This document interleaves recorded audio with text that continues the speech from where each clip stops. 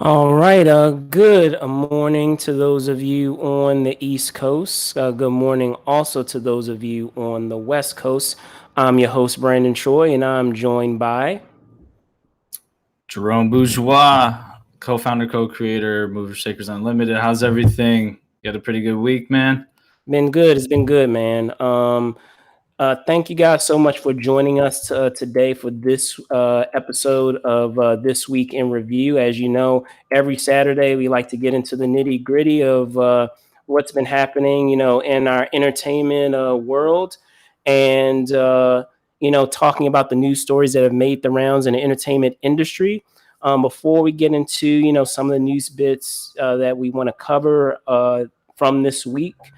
Just a couple of reminders just to give you a heads up that, of course, for many of you, you're enjoying this live. However, if you come across us later, be sure that, if you want to comment on some of the news stories or reach out to us, or be a part of the conversation, I should say, that you can use that hashtag This Week in Review. So that's TWNRMNSU. So that's This Week in Review, Movers and Shakers Unlimited.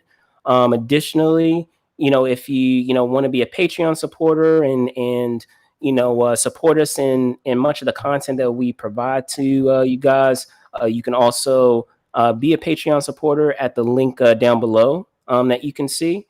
We do have some cool perks in place for those of you that would like to be Patreon supporters. And of course, as always, we want to give a shout out to, the Patreon supporters that we have. Miss Bourgeois, thank you so much for being a Patreon Shout out, supporter. sis.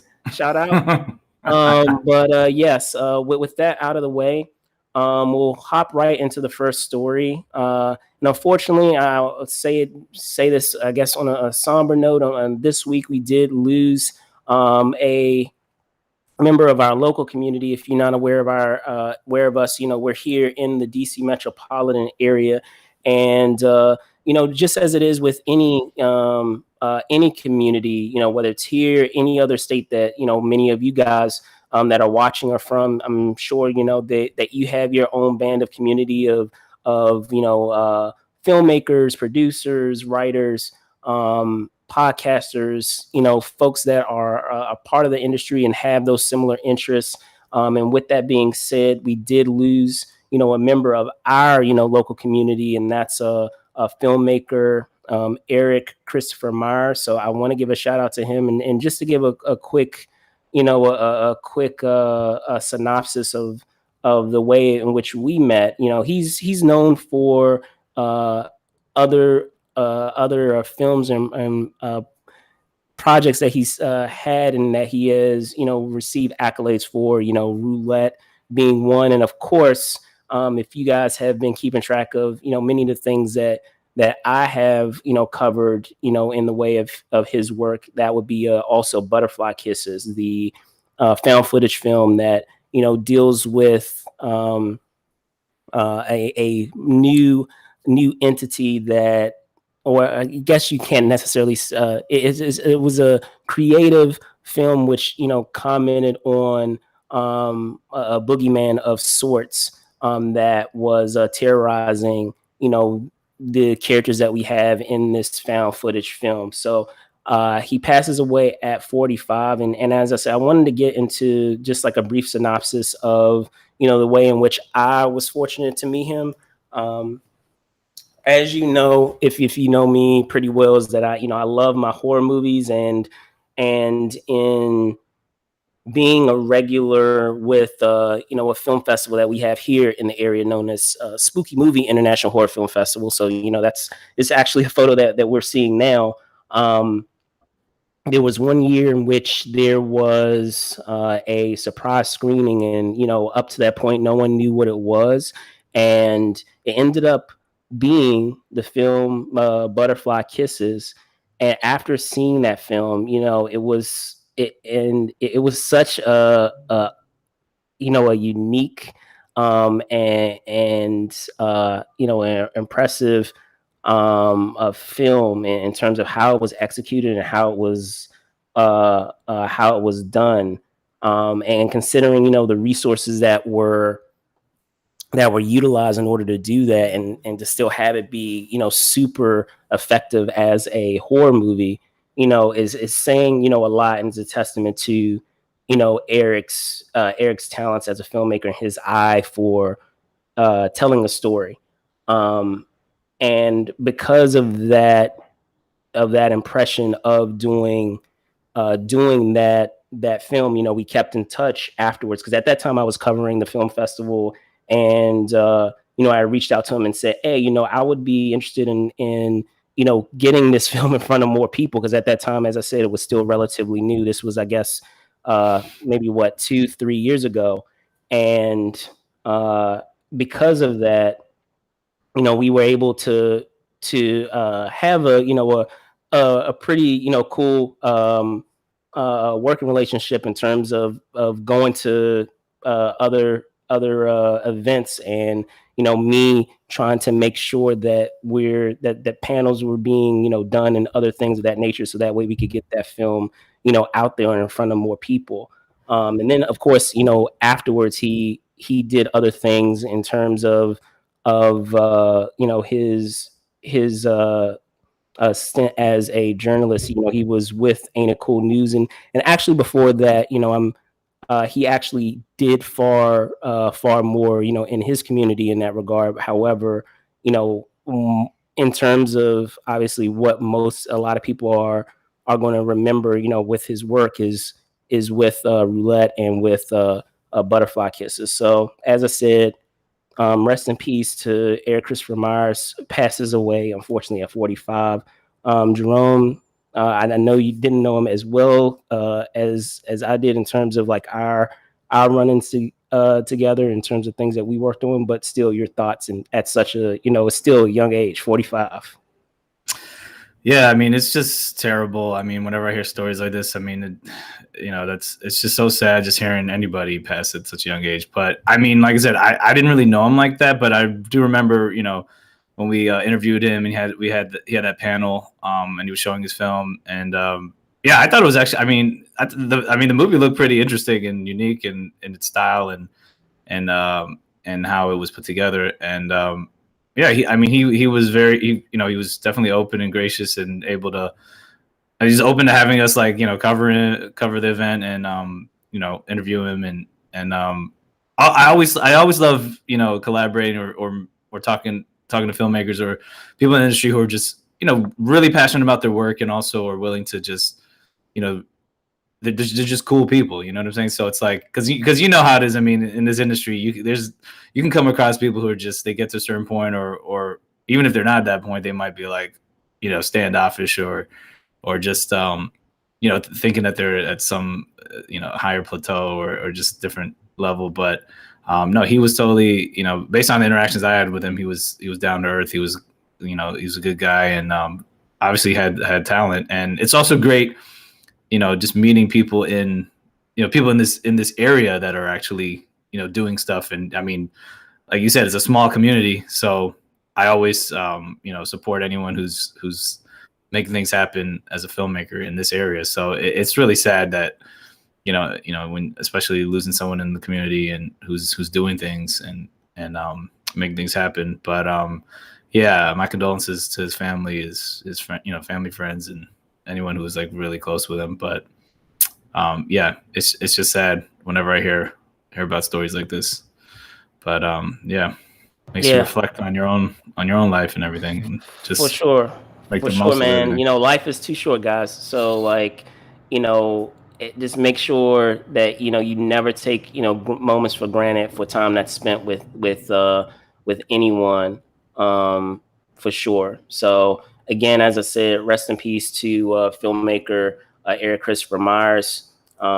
Passed away at 45, as I said. Man, as I said, rest in peace to you, and condolences, just as Jerome said, condolences to his family and friends, other friends. So, moving on, getting into something a little lighter, I wanted to hop into a story dealing with a upcoming, I should say, what am I saying? Upcoming sequel. Sorry, little tongue tie, guys, but I guess you could say a sequel to a long thought dead franchise, and that is Twins. So we have it looks that we will have a sequel to that franchise, that being Triplets.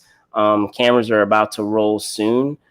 So Jerome, what are your thoughts on that on this news after such a long time? I mean, in terms of the block of time between when we had one film over the other, I think it's almost as old as we are. Like if I'm looking at like the break between the films, I think it's like 33 years. It says almost. I think it's like 33 years or something. Yeah. Like that. So what are your thoughts on that, man? That's pretty crazy. Like that after all this time, we are getting another installment of this franchise. Yeah. Oh yeah. And also just want to thanks for everyone tuning in to our 30th episode. So yes, thanks guys. Yeah. So we appreciate that. Yeah. According to the article, it says it only took 33 years. Have found a way to sequelize Twins. That's what the article says in Deadline. Yeah, it's crazy. I mean, look, I love Twins. I thought that was great. I mean, that was one of the few comedies that Arnold Schwarzenegger actually did that was like pretty good. Like I would say Twins, Kindergarten Cop. To me, those are I was just about to say Kindergarten Cop. I was like, come on, man. But Twins was classic too, though. Twins was classic too. Yeah. But yeah, I'll probably say Kindergarten Cop is probably my favorite one that he did. That was, Last Action Hero had fun time too, and I like that a lot also. But I consider that more still action. And then weirdly enough, I'm thinking of what is it?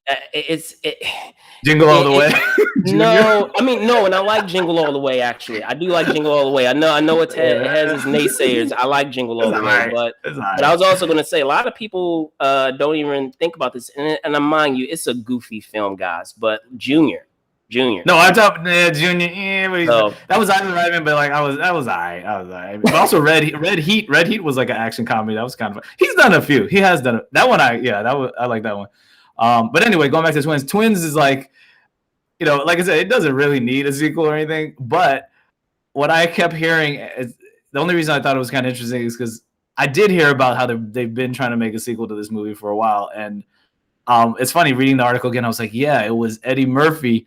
Eddie Murphy originally was like wanted to do it, and it'd be a triplet, call it Triplets, and then also shout out Sam. What's up? Shout out Sam. Yeah, what up? What up, JVS? Sam Leggett. Was gonna say, but yeah, it would have been True Lies. You're right. Of course, that's action comedy. Okay, yes, you're James Cameron, my man. But anyway, I'm talking about straight up comedies. True Lies is action comedy. Like that's different level. But anyway, what's it called? It would have made sense. Like I would have been interesting, like seeing you have Eddie Murphy, Danny DeVito, Arnold Schwarzenegger, all because they're all kind of from that generation, and it's like now that they're older. I mean, I could see that happening, but obviously, according to the article, Eddie Murphy, he's like really, obviously he's busy. And because ever since Coming to America, the sequel came out, like he's obviously had even more projects, so he couldn't do it. So they're saying Tracy Morgan's gonna fill that role, and Tracy Morgan's hilarious. Like I mean, I've interviewed him a few times, and he's funny. So I mean, he's really talented. So I think it'll definitely work. I just think it's so funny though, just like how we're getting this. I mean, you could say in the last few years, or maybe it's almost every year we're getting a different. Getting a different sequel that hasn't had a entry in like at least 20 years. So, but it's true. Yeah. This year, if you think about it, you had Coming to America with the number 2. You have, was it now Matrix, Resurrections is coming out. And, what else? Is there another one? I don't know. But anyway, it's like, that's the, they kind of redid Mortal Kombat, you could say. Well, anyway, that's been some time. So anyway, but yeah, I mean, hey, this is my thing. In the end, I don't care if it's and Bad Boys for Life. Candyman. Yeah, that's true. Yeah, remake, requel. That's what we call it. Yeah, that's true. But a straight up sequel, we've had at least two. And then if you want to count, what was I saying? The other one. That was last year though. Bad Boys for Life. But my thing is, in the end, regardless, I don't care if it's a sequel or whatever. I don't care if it's been 5 years, 2 years, 5 years, 10 years, 30 years. Like, as long as the script is good, The execution is good, at least good. Hopefully better. But and it's funny. It's a comedy. It needs to be funny. Ivan Reitman, he's really talented, and he did the original one, so it's great that he's coming back. So I think Indeed, it can. Sam. Yeah, exactly. That's my thing. It's like, as long as, like I said, as long as execution and everything is on point and it's funny, I'm down. And I think it could, because I mean, with just you look at the dichotomy, you just look at the contrast between all three of these actors. I mean, you have and their personalities. I'm sure there's plenty of laughs that we're gonna get. So, yeah, I mean, we're really gonna have to wait to see. I just thought it was kind of interesting. Like, we're just seeing these string of sequels that are coming at least 20 years or more later, and like I said, it's kind of like it could be hit or miss. We'll see. We'll see what happens when The Matrix Resurrections comes out. But Yeah, hey, I like Coming to America. I like the sequel, Coming to America, even though it's not as good as the first, but it was still, I enjoyed it. And Bad Boys for Life, I thought that was done well. So it's possible. We'll just have to see when it comes out. But yeah. No, I mean, I hear you. Like, it kind of goes back to what we were discussing last week, and just that idea of, is there really a perfect time in order for there to be a break from one installment to another when it comes to a franchise? And in my opinion, I feel like there is. I feel like 15 years is kind of that break off point where, like, it still can be fresh, yet it can still be enough time away where you feel like you have a break from the characters, but you still are kind of intrigued or interested in terms of, like, where they are at this point in their lives, or what those characters are doing.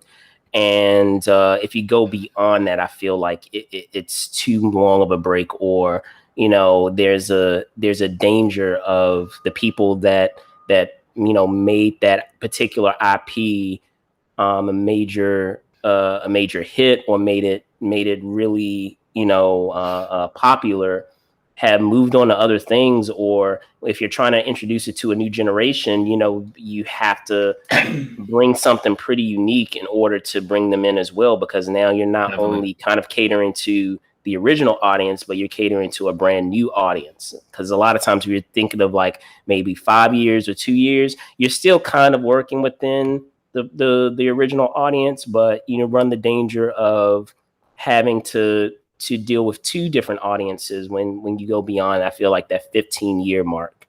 Now, in the case of this, I feel like, based on the genre that you're dealing with, or I should say the type of story that you're dealing with, it's a little different. It's a little different than what you would have in, like, another franchise. So, like, I feel like with The Matrix, because it's such an iconic IP, and not to say that, it's high expectations. And it's not like a jab or diss to this franchise. Twins was not at that level. It's not at but it's nowhere at the level. It's nowhere at the level of, like, Matrix. So, and the impact that it had on cinema and on film and on science fiction. So I feel like it still has a little bit more leeway and can kind of get away with being away this long and still kind of be okay and still kind of work. But still, I feel like I would need to see the trailer or see some footage from it to really get, like, a different idea or a definitive opinion about what it is. But just at face value, just based on the time that's been away that they have discussed, and that I still am kind of iffy on it, I'll be honest. And also, the budget is not going to be nearly as close as what they're spending on The Matrix Resurrection. So that's another way you can get away with it, especially with these comedies, But who knows? I mean, you have 3 stars in there, and they'll probably get some sort of back end more. Usually, that's what they do with some of these films, as opposed to the big budget ones. But yeah, I mean, in the end is like, is there a reason why you're bringing it back? Does it make sense? Does the story make sense? There's that. And in the end, like I said, it's a comedy. So my thing is, overall, everything, it just needs to be really funny. If it's not really funny, then it's not going to do well. Period. I think, like, in the end, that's what you need to do. Like, if you're a comedy, you need to be funny. So, like I said, I'll check it out. And then I was going to say, that dynamic of the first movie, of those two different characters and how different they were from each other, is what made it work. and now that they're both older, like, is that still element still going to work like it did in the first film? So there's that, because like I feel like that was one of the things that the comedy really drew from, is how The unique, contrast, visually yeah, yeah. unique, the contrast between them, how much of a contrast there was. And I don't know if they, now that it's been all these years, that they'll be able to kind of recapture that same dynamic. But we'll see. Like I said, I'll be interested to see what some footage and to see what it looks like. Maybe they're able to still kind of recapture that magic. But on paper, it Like I doesn't said. seem like. I'm a little skeptical. I'll be honest. Yeah, I mean, But well, when it comes out, I'll be able to judge for better. sure, So. for sure. So, switching gears from one franchise into another potential franchise, still in its infancy of being, a franchise in its beginnings, we have Shang-Chi. So if you guys, obviously it's in theaters now and it is killing it at the box office. However, over the course of this week, there has been news that potentially it might get the ban in China. So, Jerome, going into some of the, I guess, instances that our star, of the film, comments that have been made or said, and obviously I don't feel like it wasn't intentional. It's just, how it was received. What are your thoughts on it? Yeah, I mean, look, I'm not sure. I really, I just think this story is important regardless, so people just get an understanding of like how the marketplace has changed and how it's like almost anything is like how people got to be even more careful about, even if they're not saying anything that's really an issue or controversial. It's just some different countries or different markets might perceive certain comments or certain things as being, I don't know, as a reason to try to ban their project or their movie. That's why I thought it was kind of interesting. I'm just like, I feel like we're getting, when I heard about this with Shang-Chi, and which is like a lot of viewers, I mean, it got really good reviews.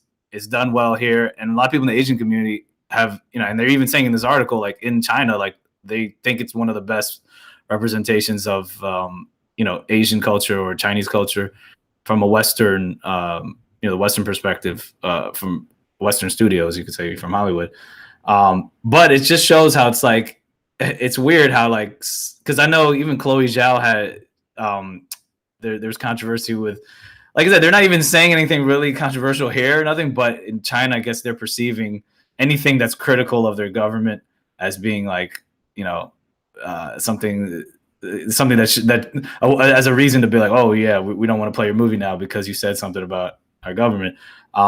It's just interesting to see how like anything like that could affect if your movie's going to be played in China now. And with China now being the biggest market for box office for films being released, it's like stars have to think about this now, because it's like I said, with the Chloe Zhao example, or now with Simu Liu's, like I said, even if they're not really controversial comments, like we would perceive them to be here, it's like the idea that you have to be even more careful with your comments because it could drastically affect your box office in a major market. I think it's just really, it's just crazy, because it's a new reality, because a lot of these movies are relying on China to break even or be profitable.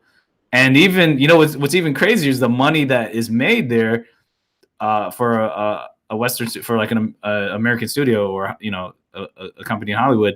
They're only getting like 30% of the box office there. So first of all, they're not even making all the money that's grossing there, but it's still a big chunk of change. And it's like, you don't want to keep it off the table. So imagine like if your movie is relying on China to do well in China, and then now they're just not going to show it because for whatever reason.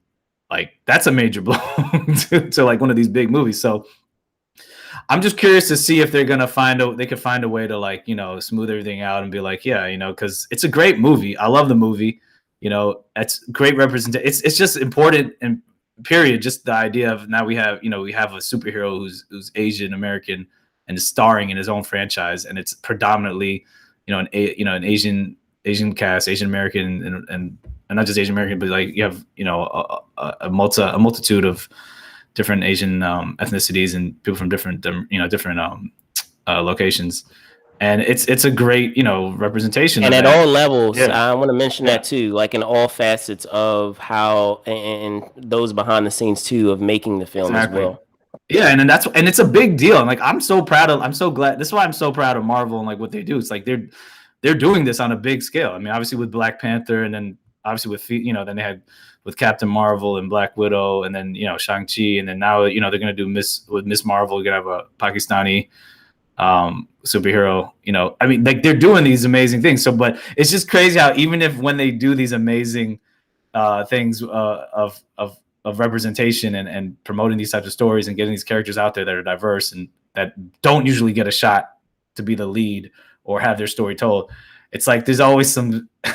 I just feel like it's hilarious how there's always some sort of controversy or some sort of ridiculous, you know, obstacle that could try to, like, you know, hinder that success. But I really hope that it doesn't get banned in China, because, you know, it's not, it's a, like I said, it's not really, it's a great representation of the culture. I mean, like I said, this is my perspective. I mean, it's true, I'm not Chinese American or Asian American, so obviously they're looking at it from a different perspective. But, you know, I'm like, it makes you wonder, like, what kind of movie do you have to make if it has any type of Asian, you know, if it's representing any part of the Chinese culture or whatever that's not made there, that would not be considered offensive to them. Because if you look at like Fast and Furious, all these other movies, it's like usually the ones that aren't, they have no problem unless they're saying something directly about the culture. Because, like, you know, Fast and Furious, those movies, they rely on China. The Rock, like, I remember, what was that movie, Skyscraper? That didn't do as well domestically, but I think it was a hit because of China. Like, so say if The Rock had any beef with like China, or if he said anything, man, I don't know, his career might really be, you know, in trouble for some of his films. And it just shows that's where we are right now. So I just found it really interesting. It's like, now it's like, specifically, well, it's not just actors, the filmmakers, everybody. It's like the fact that almost anything you say that could be considered critical of like the Chinese government or China, you know, that could affect if your movie's gonna be released there. And it's like, I think that's sad that that's actually a reality, but it seems to be the new reality. On the flip side, I know some stars, I think it was, I don't know all the specifics, but I think with either Mulan or some of the other actors, when they had, you know, there's the controversy with what's going on, you know, with obviously with the protests, and there was in Hong Kong or whatever, like there was, it's like if someone on this side, someone who's American, who might be too pro China, then it could piss off people here in this country. So it's kind of like you got to toe the line, it feels like. And I'm like, wow, it's crazy how, like, you could speak your mind, and if you speak your mind too much, you might piss off people here, and then maybe people might not want to see your movie here, but then you might piss off the Chinese government, and it's like your movie won't get released here. So it's almost like you got to kind of find the fine line between, does your movie need to rely on the Chinese box office to do well? If not, because even with Crazy Rich Asians, that movie, I love that movie, but it didn't do as well in China. I don't think it didn't get banned, but it just didn't do as well. But it did well in other countries. So it's just, to me, it's just really interesting seeing this. It's like, wow, it's crazy. Like, you have these great movies that are representing at least a different version or different versions of the Asian culture, or different, you know, different facets of it. And I think it's interesting. A lot, you know, maybe a lot of Americans might think it's interesting, but you go to certain countries that maybe it's supposed to be representing, and then there might be controversy. I mean, sometimes that might be for whatever reason. Yeah, no, like just that idea, like, wow, man, it's like, I mean, that's just how it is. But it's just crazy. I feel like not only Asian American actors have to obviously be more careful, it seems, which I think is ridiculous, but I feel like almost anybody has to be. It doesn't matter who you are. You just got to be careful, because it's like, well, I think it's basically, I feel like it's basically across the board. I feel like, you know, we have this example here with China, but I mean, it comes across that way, or to say, actors, directors, whoever's in the industry, in whatever project they do, you know, whatever community, you know, you are you know, trying to shine a light on, there's always the potential, you know, of that, even with the best intentions of trying to, you know, provide, you know, a positive light, and to try to, you know, present, you know, something in a positive light. there's always the potential there. And I'm sure, in making this film, there was always the idea or the understanding that this would be a possibility. But still, with that being said, of still having, as you said, of being able to show, a superhero who's Asian, even in lieu of what may potentially happen. Like we said, it hasn't been confirmed as of yet, but it might happen. With the ban, it still has relevance and importance, because if we're also thinking of anyone who is able to see someone who looks like them on the screen. Yeah. So anyone who's Asian, to be able to see a superhero who looks like them on the screen is important. Like, just in the same way with Black Panther, being able to see, so often we didn't see ourselves, in the African American community, we didn't see ourselves as like the lead in as a major or predominantly superhero, making or up the predominantly cast. a predominant class. And Forget I mean, and let me backtrack on that. Like, there have been other, obviously, but not plenty of films where predominantly African American cast. we've had black actors, black leads, acting as the leading lady, the leading man. But as superheroes, and especially in like at the current stratosphere that we have now with the MCU, and to have them at every single level, just as you said, if it was a predominantly black cast, we wouldn't have sometimes we wouldn't be a black director. Like, to have them at essentially at every single level of that filmmaking process was like phenomenal. So that to have, for the Asian community to be able to have that as well, I feel like that's awesome. And like I said, unfortunately, in some cases, everyone can't be happy. Like, you can't make everybody happy in any circumstance when it comes to making any type of film. And they're going to be detractors. They're going to be people that have issue with your work. But in looking at the big picture of its importance and what the intention was, like, I still feel that is a takeaway to have, with this film. And as I said, it's still in its early stages, but obviously it will end up being a franchise, and we'll go on with other, crossover with other superheroes that we have in the MCU with Avengers and plenty of other things. I'm sure that's what the intention is. So, any final thoughts before we move on to our next superhero-esque story? Yeah, I mean, I'm just saying the main takeaway really is just, no matter how much progress we think we're making in this country or whatever company is making, or in the world, the world, yeah. No, but specifically America, because America's yeah. making these movies. No matter how much we think this country's thinking they're making progress in films or whatever, that doesn't mean it's going to be perceived that way in other countries. And of course, I mean, that's just how it is. I'm just saying this story is very unique because of China's impact.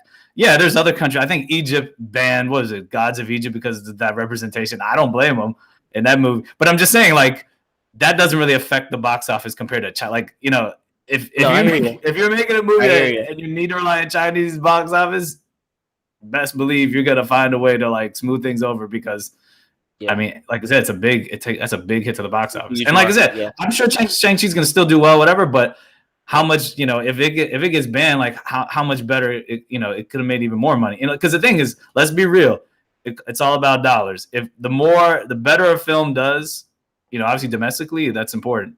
But if also you can do really well internationally, like, there's no question about, we're coming back with a sequel or a franchise. Or also for the filmmaker, Destin Daniel Cretton. I mean, he's amazing. I mean, I saw Just Mercy. I love that movie also. But yeah.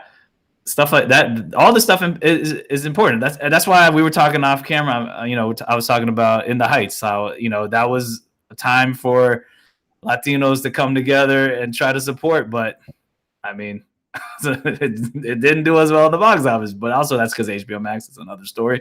But I'm saying stuff like that, even if people aren't supporting them, even if you don't even like the movie as much, it's important to go and support these films, because based on the success of some of these films, it's going to help other films get made that are also, that are representing the culture. And that's just how Hollywood looks at things. They look at the box office. They look at, the track record, like I said, let's be real. If Black Panther didn't do well, it would have been hard probably to make other films like that, or to have anything else come up. But there's no denying the success of Black Panther. I mean, there's nobody could say, the number. And then, like I said, there's still a struggle even with the success of that film. So for like the filmmakers to get some projects greenlit, but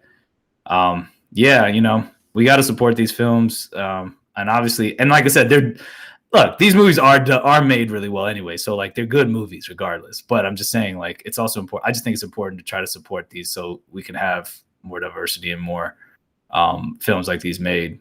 And it is what it is. So I gotta be careful. For sure. Without these films, or they are represented. Anyway, but I just thought that was important. Staying in the superhero realm, so to speak, switching gears from the MCU to the DCEU, if you will.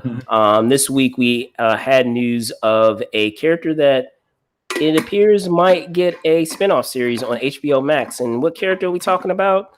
No, not Robin, not let's see, not Elongated Man, or who else are we talking about? Not we're getting a spinoff series on the Penguin, gentlemen. I want to claim it. So, are you sure it's the DC? Are you sure it's the DCEU? Because remember, if this is tied in with the Batman. Oh yeah.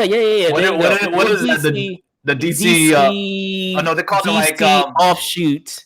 Yeah, it's like DC noir. So I don't know. DC.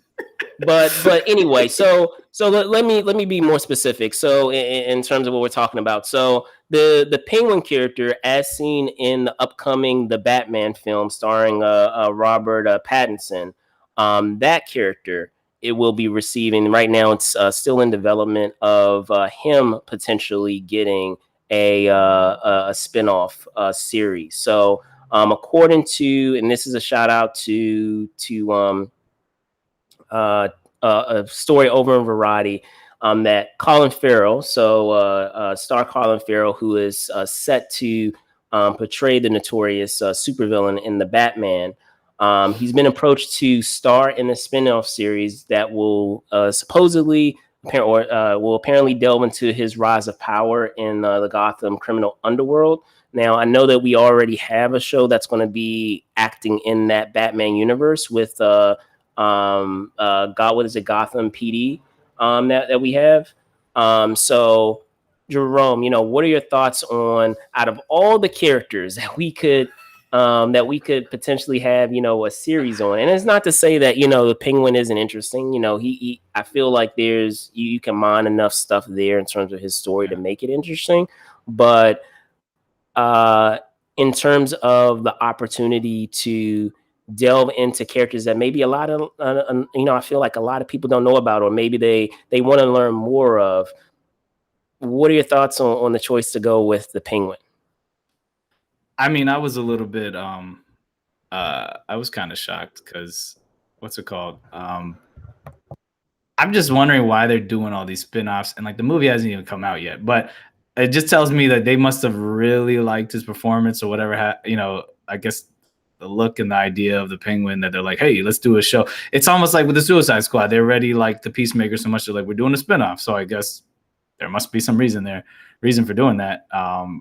But I don't know. I'm just like, I mean, look, it could work. I guess if they're really making him kind of like this gangster type of, they're giving him more of that gangster feel as opposed to like the Tim Burton version, which was like just straight up dark and like, kind of comical, but also, is his own thing, it's like gothic, like animal. Yeah. I mean, gothic, but also like, animalistic. I mean, I don't know. I just feel like for a series, if you're gonna make a TV series, and especially on HBO Max, because I mean HBO Max, anything goes. It's not gonna be. I'm assuming it's not gonna be like PG or PG-13. It's gonna probably be R-rated, or it can be. Probably has a good chance. I mean, as compared to like the CW shows, even though those are great, but like those are like more PG-13 or PG, whatever you could say the rating is. But yeah, I don't know. I kind of feel like they need to make the movie. The movie needs to come out first and see what the reception. But I will say, if you're gonna develop, if you can do like a show, because it's not the main film, because everybody knows Batman. Everyone knows, Batman's already well known, and we've done. There's so many versions of the Joker and like the main villains. But like supposedly in this Batman movie, there's gonna be a lot of cameos of villains in there, and then also I guess like the Riddler. I don't know. I guess the Riddler's gonna be the main villain, or maybe I don't know, Calendar Man. Well, I don't know. It seems like it's more. So I'm hearing. Yeah, that's what we're hearing. My thing is, it's like if you're gonna do a TV show, obviously they gotta pick. I guess they're trying to go for like star power or whatever is working. But I'm like, I want to see something that's like a character we don't know, or something that would actually. Their adventures would be interesting. That's why we were saying, like, maybe I'd probably rather see like a Deathstroke show, because I mean he's an assassin. We talked about that. So I feel like that would be interesting to have it as, or even even Deadshot, Underworld, even like Deadshot or something, like as a hit, like Hitman. Like how's a hit? Like how that life. Maybe they bump into. I would say I would agree with you with Deathstroke, of them kind of doing a series about him just going on contracts and just that would be. And then you can have cameos of other characters popping up because he's in that universe, and maybe he crossed paths with someone who ends up as a Mark or something, who's like a major character in the DC universe. Like that would be cool. Exactly. But I don't know, like that character. I mean, I talked with you about it offline, like Booster Gold. I mean, we already have an allusion to Booster Gold existing based on what happened in the Suicide Squad. We do have a character in there that is connected to Booster Gold. So I feel like there was an opportunity there to do something, with him. I feel like, and I hope I'm wrong about this, but it seems like even after all of this time of trying to do something different, of just as we were talking about, of doing, this separate the Batman universe, and doing we're still having some semblance of the DCEU now that we also have, Black Adam coming out. We have a sequel to Shazam coming out. It still seems like in a sneaky way, DC is still trying to repeat Marvel, like just that idea of, okay, you guys have, your streaming shows. Now we're going to do our streaming shows. It seemed like the multiverse to connect everything, though. That's how they're doing it. But still, like it seemed like we were finally breaking away from that. You were doing, the Joker standoff movie, standalone movie, and then you were doing, like I said, this the Batman movie, and now that the Batman is coming, now we're getting all of these connected things to the Batman that. Probably, we'll see. Probably not going to be connected to the other stuff, but yeah, it's not going to be connected to anything else. So it still seems like you're still trying to have your cake and eat it. Right, but I'm just saying, it still trying to seem like you guys are trying to have your cake and eat it too, of trying to still copy when you made the point before, and even with the choices that you were making initially the last few years, that okay, we're going to do something different. We're going to go about this a different way. And people were responding to it. Like the Joker, made $1 billion and it won awards. So like, I don't know. Like, it just seems like, haven't we been here before? They took been here before? They did. But I'm saying, keep doing it. They should keep doing it. Maybe they should keep doing that. It's working. But I would say the only thing I would say about this show that might be interesting is if it's showing him, his rise to the top in the underworld. I guess what they could do is what they could do throughout that is really focus on all the other gangsters and all the other, so it's kind of like it could be the contrast to the Gotham show. But it makes me think that isn't that what the Gotham show? I mean, exactly. That was basically what the Gotham show was. And I mean, don't get me wrong. I enjoyed Gotham a lot. No, but I'm saying even this. You're right. Well, that's true. But I'm saying even this new one, this Gotham PD. It's like, who are they going to be fighting? So who are they going to be investigating? Aren't they going to be investigating? Exactly. So kind of like it seems redundant, and like, what's the point? Like, my only thing is this.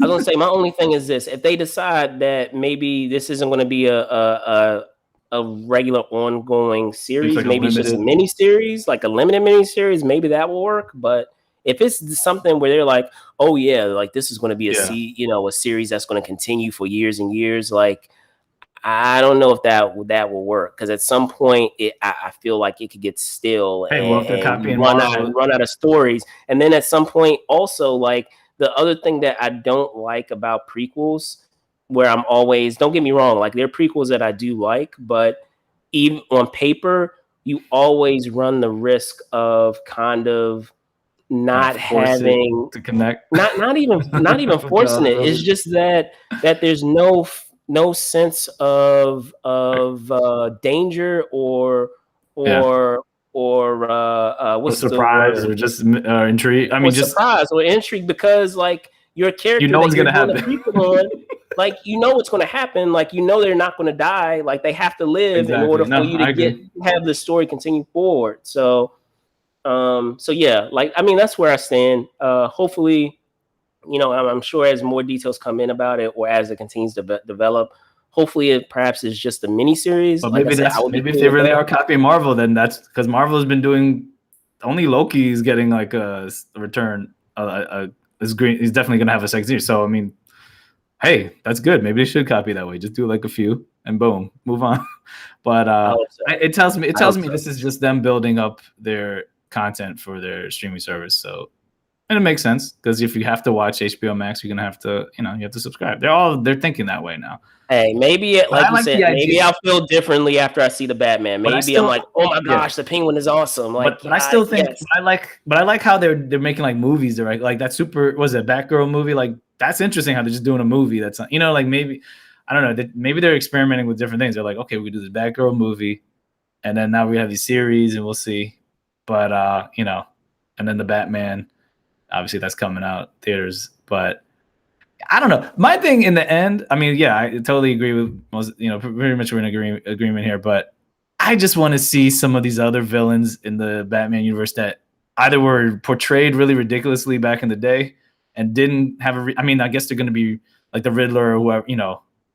Is probably they're going to get this revamp and obviously have this version that's more in tuned with the darkness and the noir of the Batman universe, because this is supposed to be more the detective version of the character. But my thing is just like, yo, let's see those characters or these new characters we haven't seen before, and like develop them and just introduce them and tell those stories. Because like I said, we've gotten so many Joker stories. I mean, I love the Joker, but it's like there's other characters out there, like I said, like this Riddler. They could look. I mean, the last incarnation of Mr. Freeze we had really was Batman and Robin. It's like Mr. Freeze in the cartoon I thought was amazing. Like he was a sad, character who lost his wife and it wasn't goofy. Like they could redo some of these characters and make them like really interesting. And then there's Batman Beyond. Like, come on, You that's an have amazing so many story. awesome characters for that. That's Like so I can and think it's like of that would be Ink so dope. That would and be so Blight dope. and oh yeah. But I'm saying like, but just the villains. I mean, like, they could still, like I said, they could redo like Riddler has his story. I mean, you have obviously Mr. Freeze, Clayface. They never really did a live action Clayface story. I haven't seen that. I thought that was an amazing character in the cartoon. I mean, And Deathstroke. I mean, we've seen a Deathstroke. tragic character too. Yeah, a tragic Exactly. I character mean, as we've seen well. Deathstroke So before, but like, you could put him in. They were supposed to introduce him in the DCU, give him more time in those movies. Who else? There was like the like I clock. said, you Remember the have clock master? I mean, there's a bunch. Yeah, like you were saying, just thinking of Batman Beyond. I Deadshot. mean, Oh, you have the Royal Flush Gang. Like yeah, that would be I awesome remember if you that. did the Royal Flush Gang. You have, like I said, you have Blight. Blight was cool. And you have Ink. And you Yeah, have yeah. I can't think of the other character, the assassin. Starts with a K. Y'all can hit me up in the comments. Who like he went up against when they were on the train. It was like Kiari or Kari, I think. I don't know. Where she was like a part of like an assassin's guild, but she was like she was real cool. But yeah, like Even if they did a League of Shadows show, that would be interesting. You remember? I mean, I thought the portrayal in Arrow was pretty interesting, but they could well, go we'll darker see. with that. They could go darker Based with that. on based on what is being speculated, we will New likely Assassin's Guild, yeah. and we'll get no, not the Assassin's Guild. We'll get the Court of Owls in the upcoming movie. But So I'm we'll just saying, see. like, I feel like there's so many parts of that universe they could make a series out of that wouldn't just seem to be a run in parallel or just coincide so much with the Gotham, because the Gotham series, the Gotham PD series. I just feel like Gotham PD, what are they going to be doing? They're going to be investigating criminals. So wouldn't these gangsters be in there? So it's like, what, you're just going to show the gangster perspective? I mean, aren't the cops going to be in that show too? Yeah, yeah. So it's like, if you did something with just like the League of Assassins or League of Shadows and just did a show like that, could be interesting because you're seeing just the ninja part. Or I mean, I'm just saying that, we'll see. Maybe the Batman is going to be so amazing and how they introduce these characters that you're going to want to see more of the Penguin. See more of them. But I mean, but I will say it will be interesting to finally, get a different version of the Penguin that's more relevant to this world, as opposed to trying, because obviously I love I love Batman Returns and what Tim Burton did, but like that was really Tim Burton's like Batman, like that was his version, and it's like that was like him going all out. So it's like that doesn't really match up with the new. I feel like that's a little unfair. Like it was his version, but he was also inspired. It was also inspired from a lot of what Frank Miller's aesthetic was too. So like, and I enjoyed. Yeah, but it was still like that movie. Only like Tim Burton. Like you look at that movie, you look at Batman Returns, you look at like a lot. You look at Beetlejuice, you look at. He put all. You could even see some of like everything stylistic. Like you look at that, you look at what was the other one? Sleepy Hollow, or like that's the Tim Burton stamp on like all those films, and like he did it in such a great way in the Batman world. But like I said, it was really unique to that vision, I feel. So with everything that's coming out now and to be in the world, like what Christopher Nolan set up, and then now you have the DCU, and then now whatever Matt Reeves is doing, it seems like it's based on the trailer, looks more like gritty and more, like I said, more of a detective noir type of story.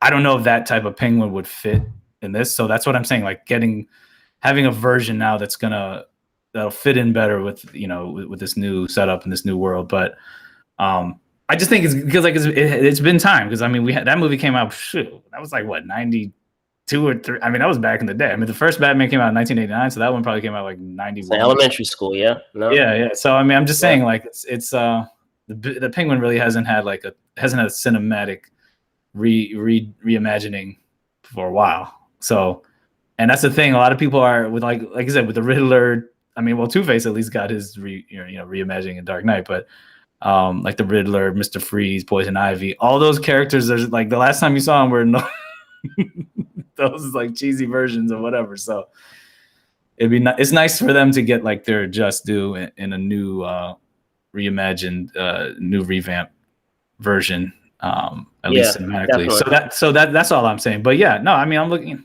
Hey, I'll give it a chance. But Colin Farrell must have like killed it.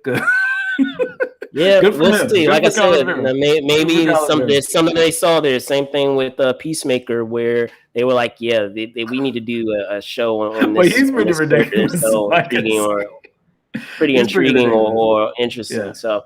But now, switching gears to our next story, and another news bit that made the rounds. As you know, we cover quite a few shows over the course of the year, whether it's festivals, expos, what have you. News came that NAB would be canceled over the Delta variant. So, Jerome, can you share your thoughts on this news that came this week of this trade show? Yeah, I thought this was just important to talk about because I mean we were just in Vegas 3 weeks ago or something, or 2. Yeah. The last week of August, and I mean like there were 4 conventions going on. I mean there was CinemaCon, at least 4 that I knew of. There's CinemaCon, there was the HD Expo, the cannabis one in Paris, and then. Later on, there was like a National Guard one. So I was like, seems like Vegas is back. They're doing their thing. They're allowing people to have conventions. And I thought they were doing a really good job of enforcing the whole, mask policy. I mean, I remember we were indoors. I mean, I'm sure there's obviously there's always going to be people who don't always wear their mask, but like they were enforcing it pretty much. So I thought they were doing a good job. Outdoors is different. I mean, you know, you don't have everyone wearing the masks, but you're outdoors. But I just thought it was funny. It was like, wow, all of a sudden now, a few weeks later, I mean, this is supposed to take place in early October. So I was kind of shocked. I was like, Yeah, wow, okay. yeah. So I guess this Delta. October I mean, 9th to 13th.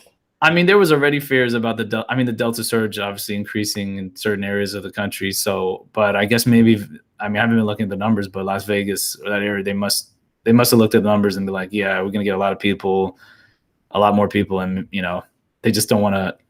It's just probably not worth the risk of you know, the hospitals going increasing their capacity or for whatever reason.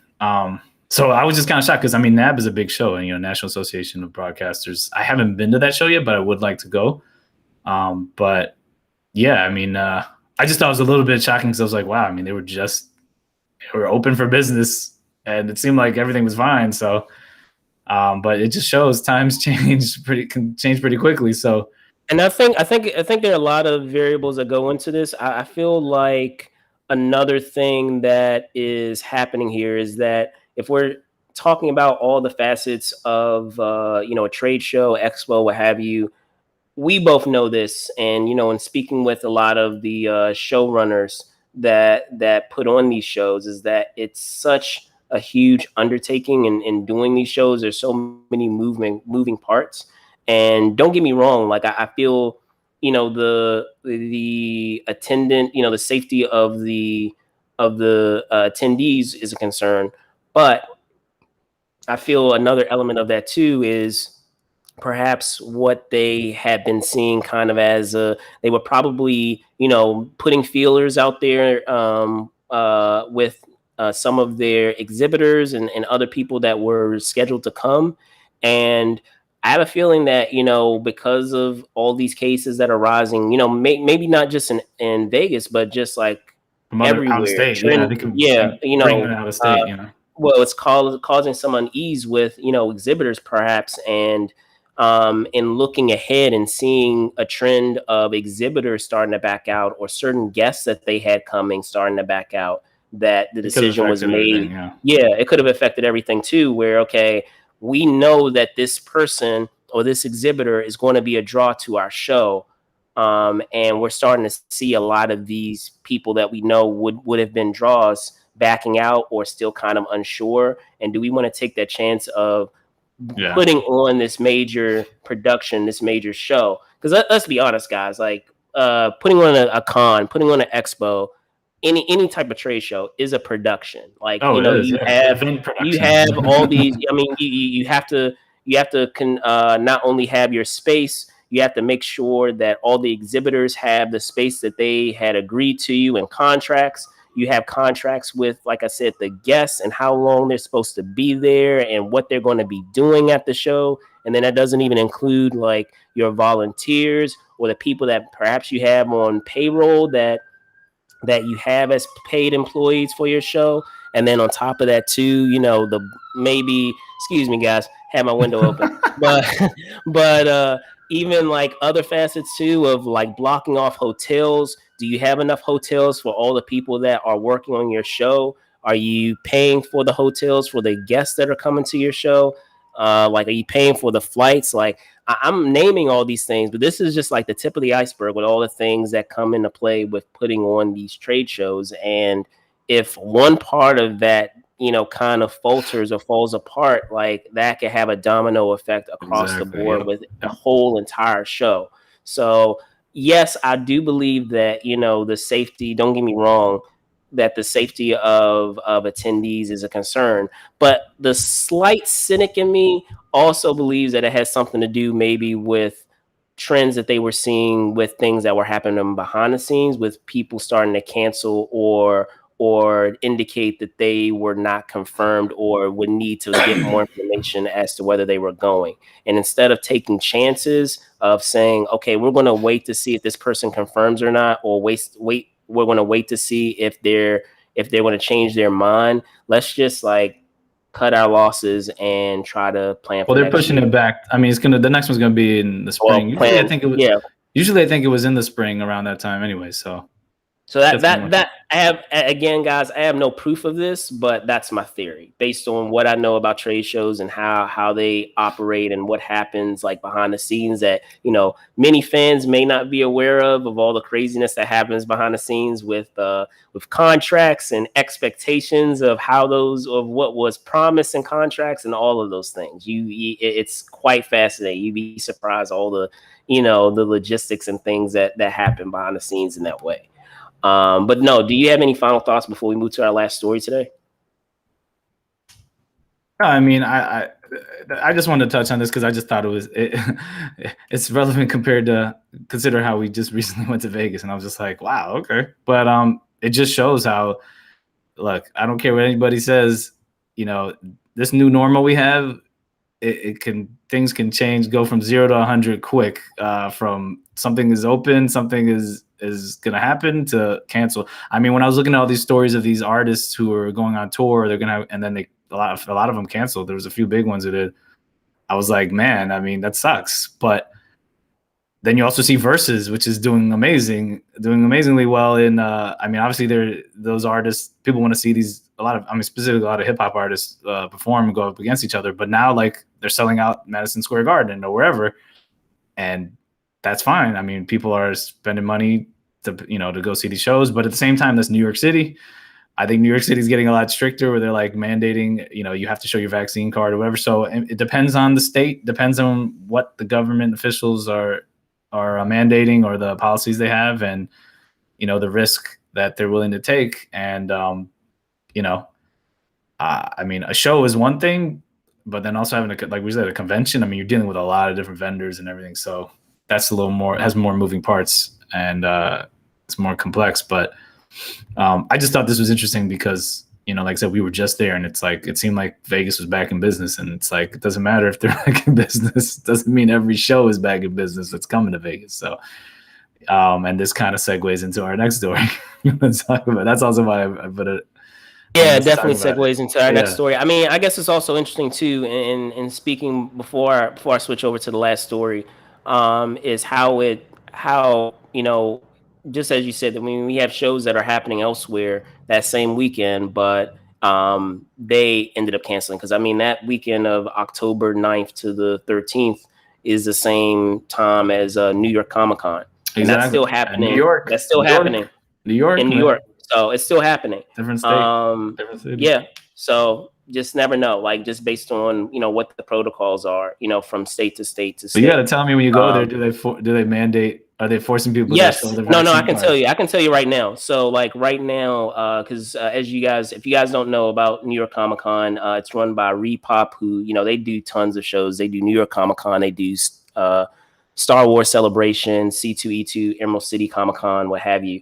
And with all of their shows across the board, they are requiring a vaccination card to be able to go to the show. So yeah, no, that had already been cleared up a while back in terms of what they were doing with those shows for everybody, obviously. But now switching over to our next story, which it, just as you said, it carries some relevance to this story and even to New York Comic Con as well, and that is Comic Con special edition. So unless you've been living under a rock, like with all the shows that I've been doing centered around San Diego Comic Con, that, as we here at Movers and Shakers Unlimited, we go there every year, and cover much of the things that go down or happen there. And then even in the last 2 years of there being a virtual Comic Con, we have not only did coverage on the virtual show, but I myself, in celebrating the the relationships and the friendships that happen or have developed in all that time of going since 2009. Geez, since a third of my life, a little more over nearly a third of my life, going to the show every summer,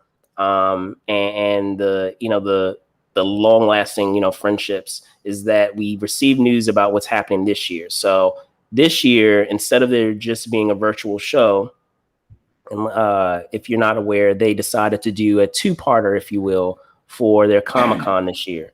So instead of just doing the virtual show in July, they did not only a virtual show earlier this year in July, but they also had announced that there would be a a smaller show, if you will, in-person show happening in November. And I know that there was a lot of controversy about that, across the board, because it was, released that or told that it would be that, what is it, Black Friday, Black Friday of this year. So that Friday following Thanksgiving, which, as you guys know, there's so many loaded questions with that, because, now that we're in a different spot now. I mean, yes, we are still, dealing with COVID and all the things that come with that, but because it's in a different spot now than what it was, last year, more people are considering and hoping to be able to, obviously spend time with their families in person versus, perhaps just doing it virtually and doing virtual Thanksgivings. So The virtual this turkey. past week, I know for a long time, a lot of people are saying, okay, is it going to happen? Is it going to happen? Is it not going to happen? And we got information that it is in fact happening. And as a matter of fact, the sale for the special edition show will be commencing next Saturday. So the 25th, Saturday the 25th. And I'll pull up, let me see, let me pull this up real quick. I'll pull up the information that they have for this special edition.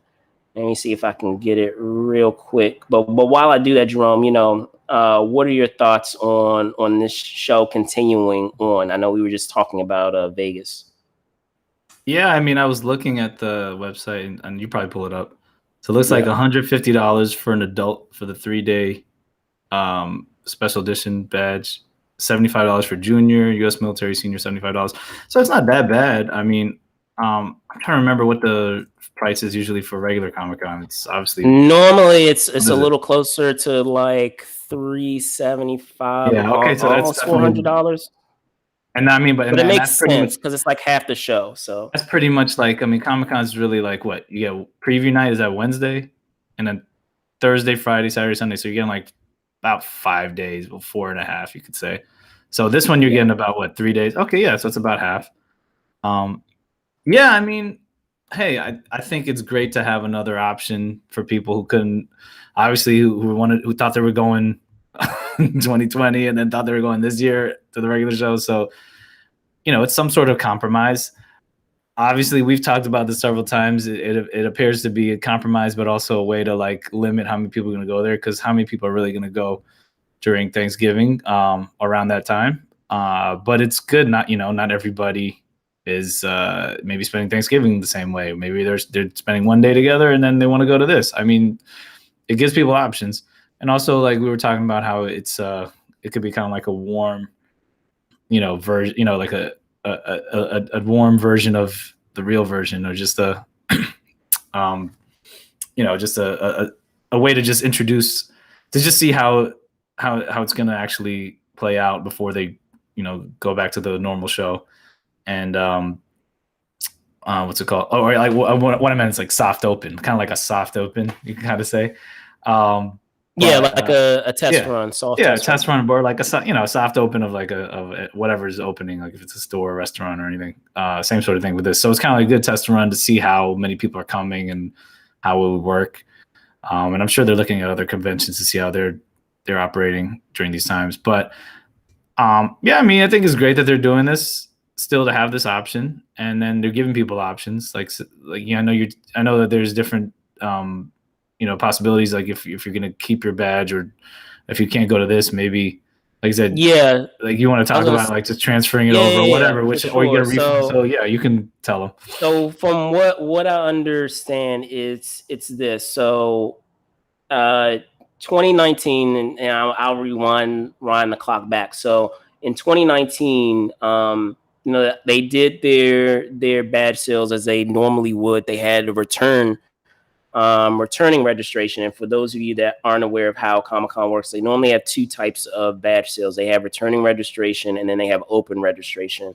Returning registration is typically for those who went to Comic-Con the year before. And so like Comic-Con, I guess you can say it's kind of a way to reward, the loyalty of those who went the year before, is that they give you an opportunity to get your tickets early, which is normally like the fall before the show happens in July. So it's normally like in October or November. I think one time it was in December, but anyway, like it's normally the fall/winter prior to that upcoming show. And then they only sell but so many tickets.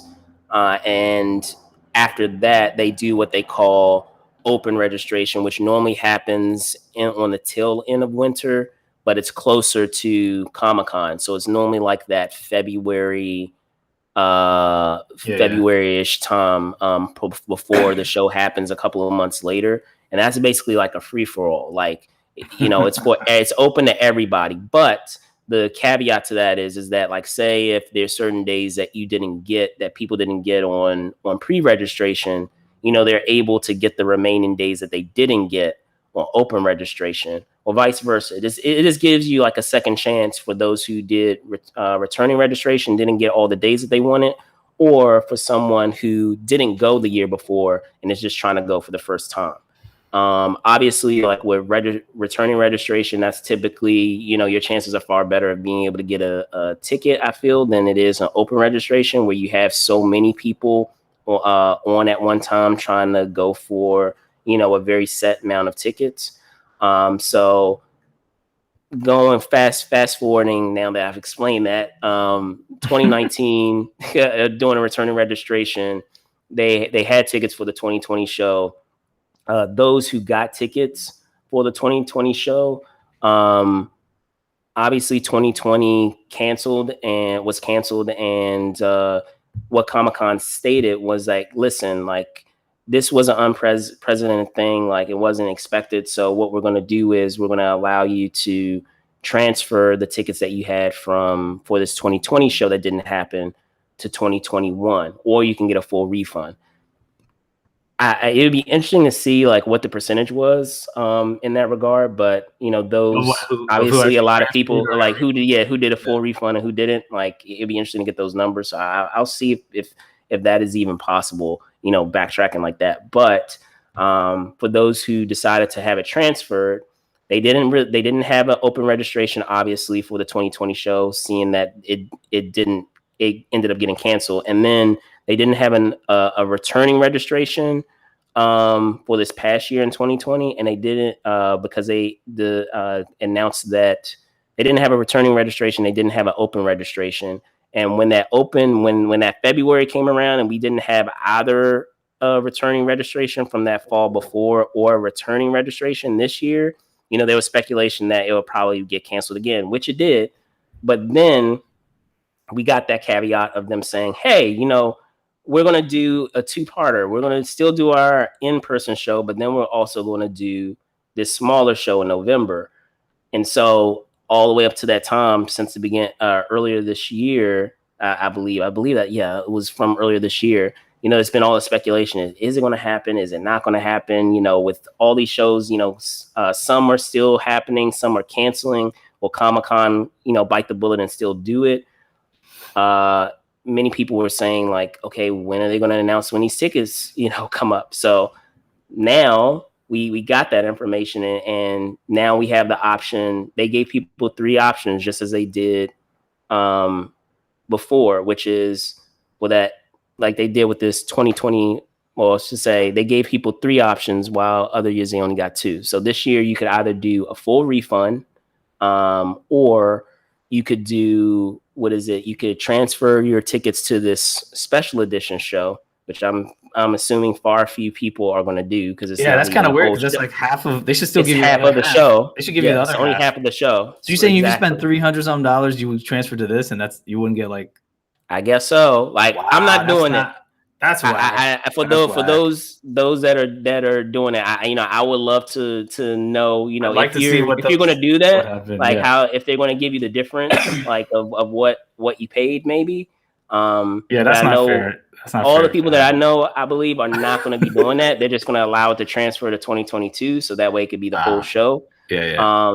But what they did was they gave a cutoff time. So like there was a cutoff time, for they gave you that option of getting more information about how to get your refund, and then there was a cutoff time of deciding, okay, are you going to apply to this special edition show, or are you going to send it to the 2022 show? If you're doing it to the 2022 show, you didn't have to reply. Folks didn't have to reply at all. But if you wanted to apply to this show that's happening, you had to respond. So that's another thing that I'm really interested in on those that have bought tickets. Like, I want to know in the comments. As a matter of fact, I put that challenge out there. Put it in the comments and let me know if if any of you out there that watch this are applying your tickets to special edition, and what happens, because that's a good point, Jerome. Like, just that idea of how much you're paying for this show, and then what you more than likely paid for that show. It's not going to be a even exchange. So like, I'm curious to see if they should give you a they're still credit going to for the next refund show you or something. Yeah. Or yeah they should give you something. They should do something, like, because that's not that. Well, I mean, I'm just like especially like say if you get again like, and again, like I said, drop it in the comments, guys, because like, say if you got a ticket for yourself and your spouse, and or if it's a whole family, like it's spouse and kids, and that adds up. And if you're trying to just transfer it to this I'm saying Thanksgiving show or turkey con, that I blame you, Alyssa, for coming up with that term, turkey con. But anyway, inside joke. But anyway, going to this show, and you're trying to have your whole family go to it, that still wouldn't add up. That would still be half what you would be paying. So, are you getting the remaining funds, that remaining balance, refunded back to you? So I'm very curious for any of you, those of you out there, please, if you're doing that, I want to know, and I want to know like what happens, or how it's gonna go, because I do feel like that is fascinating to think about. But as I said, that was our last story. Mentioned before, as our last story today. It was a headliner, if you will. Before we hop off, I'll punt it over to Jerome. Jerome, can you tell folks where they can find you, man? Yeah. Oh, but last, of course, I just want to say one last thing though. Like, so go ahead. But they're still letting anyone. They're pretty much letting anyone buy tickets to this new. So that's another thing. That's a good point. Yeah. So this is an open registration, guys. It is not a returning registration. So it's open to everybody. But yeah, aren't you gonna try? Well, you might. You said you might end up going. Well, if you go, let me know. We'll see. I don't think I'm gonna be up there, even though I would like to go. But anyway. But yeah, thanks for checking us out, watching. I know it's a little bit longer show than our recent ones, but you can check me out at JW Bourgeois 21 on Instagram and Twitter. That is right there. And definitely check us out on Twitter and Facebook, Move and Shake UNLTD, and on Instagram at Movers Shakers Unlimited. And if you want to support us on Patreon, you can go to the same thing, Movers Shakers Unlimited, and definitely like and follow us on YouTube at Movers Shakers Unlimited. We will see you guys next week. And Brandon, you could take it away. For sure. So as always, guys, I'm your host, Brandon Choi, host and co-creator of Movers and Shakers Unlimited. You can find me on Twitter at Brandon Choi ENT, and also on Instagram at Brandon Choi _ENT.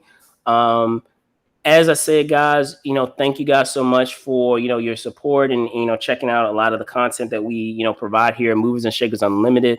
As I said, we do our best to be able to, accommodate the demand of a lot of the stuff that we cover, and to be able to, highlight all the, best parts of it. There are a lot of things that we have, on the way. So stay tuned. of cool things that are on the way. And thank you guys so much for like the great momentum that you've, you know, helped with us in terms of like our viewership and even as subscribers. You know, by all means, as I've always said, let's keep that momentum going. You know, we have some great great milestones that we are hitting, you know, with subscribers as well as with our viewership. So just keep it coming, and you know, we will do our best in con to be able to provide that content to you guys. So again, with that being said, thank again, Jerome, for having here on This Week in Review. I'm Brandon Troy. Thanks so much for watching. Be safe out there, and see you soon. Peace. Peace out.